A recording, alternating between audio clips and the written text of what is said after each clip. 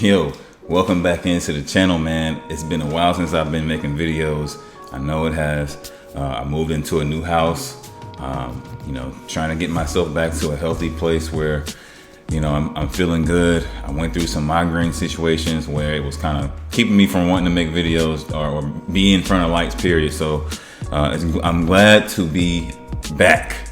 Now, it has been a while since we've talked Undisputed. I had the opportunity to work with Boxing Fanatico and King Diaz, and we were part of the Top 5 show where we had our match aired live and commentated by Boxing Fanatico. And, we were able to sit down and interview and talk about everything that went on during the fight and our mindsets during the fight. And it was great. It was a great opportunity and, also a great experience. So shout out to Undisputed and Boxing Fanatico for setting that up. Definitely appreciate it. Definitely check out their channel if you want to see that or other fights. I think that's a great idea, especially for the future. Once the full game drops, once everything's hammered out and once everything's squared away with gameplay and bugs and things like that. Now, I will say this. It's not going to be a long video. I just want to talk about the state of the Undisputed community because there are some things that are kind of worrisome to a person who's been supporting this game for a while and kind of alarming as far as where the future may be headed. I will say this. I don't know what more they can do about some of these things, but the foundation of the game has been laid, and I love the groundwork that they've been putting in as far as at least communicating with the community on what needs to be fixed and what's not working properly.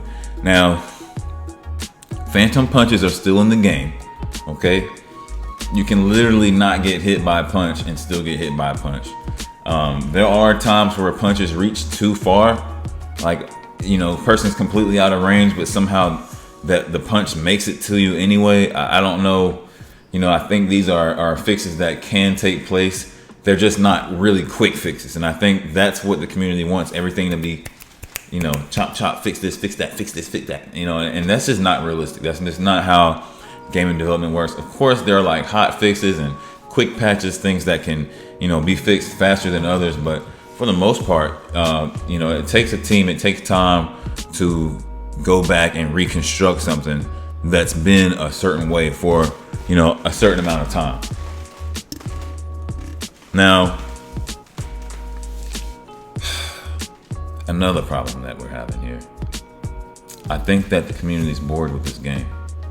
There's still ways, I think, to make it exciting. Obviously, if your friend has the game and you want to compete with your friend, and maybe y'all pick some fighters that aren't OP or allows for more strategy use. But people are figuring out a way to cheese this game, and mostly when you fight on ranked, people are picking like Sugar Ray Robinson and Sugar Ray Leonard, Muhammad Ali, Tyson Fury.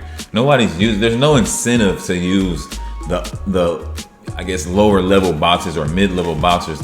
There's no incentive on ranked. And I think that's one thing that what game is it? Was it UFC 4? Maybe it was UFC 3. He used to get extra ranking points or extra XP points or whatever for winning with a lower ranked fighter. And I think something like that might come into play.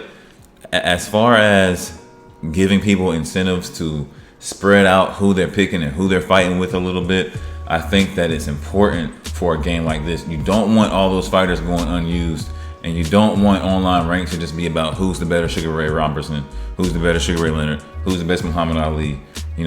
God forgive, like if they come out with, somebody else that's popular, like a Mike Tyson or something, that's all you're gonna see online ranked. A lot of the community has abandoned online rank. There are people who have 0 losses online. That's not what you want. I don't know what exactly Steel City can do about that. Some of that is just when you first start a game and you first open up the online rank availability, that's just how it is. You're gonna need thousands of more people on there who play the game equally and evenly to balance that out. And that might happen once console drops. And I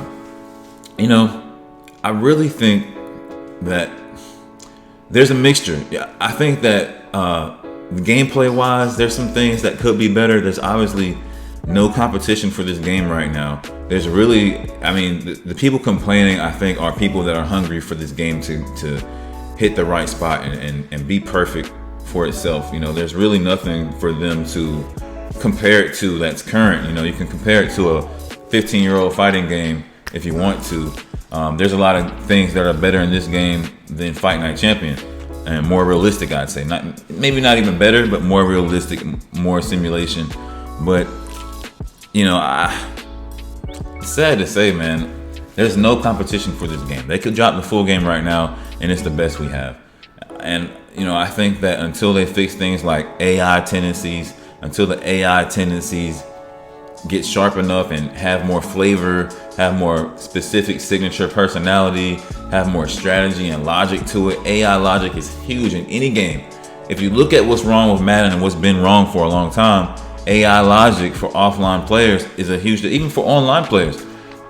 Even on 2K, NBA 2K has put in extensive work in dealing with their AI logic. You can tell because you can turn on an AI versus AI game and see actual signature things happen, actual tendencies happen compared to, you know, what they're doing in real life. You'll see LeBron play bully ball. You'll see Jokic dominating the paint.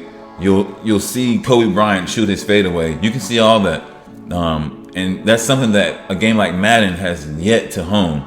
And you want to see Undisputed get that right. You want to see Undisputed figure that out before career mode drops, before the ultimate offline experience happens, which is career mode. You want to be going up against opponents and it not feel like you're fighting the same guy over and over, or you're fighting a guy that has no idea of time and place, situation, of where he is and what needs to be done in the ring. You don't want that. You know, we just watched Caleb Plant versus David Benavidez, and we saw David Benavidez kind of like change his mindset midway through the fight.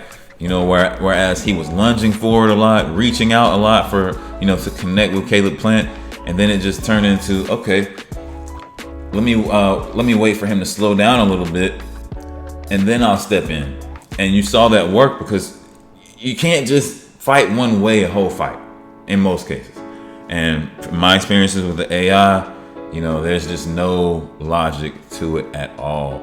And that spells danger for offline modes. And a lot of people are going to play this game offline. A lot of people, like myself. I mean, I'll dibble and dabble on what you can and can't do and how online play ends up being, maybe online unranked, whatever. But offline is going to be the major thing. Building your character from scratch. And we've already seen the creation, some of the creation suite. The creation suite is sweet. You know, it's going to be amazing. I know that they're going to put a lot of details in there for us, and I'm going to mix it up with creating fighters, male and female. I want to have a good offline career mode experience. I want to be able to create a female and dominate and see opponent like Clarissa Shields fight her way.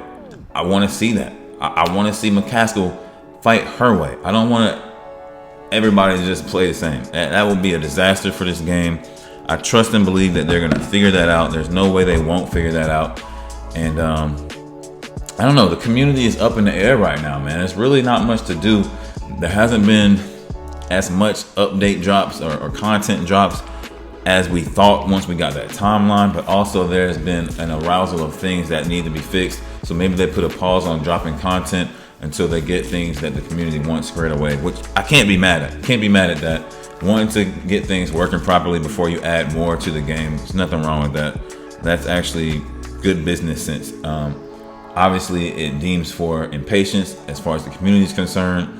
A lot of people aren't used to waiting on things that they're anxious for, and that's a certain maturity that we have to have as a community, because this game right now is all we got.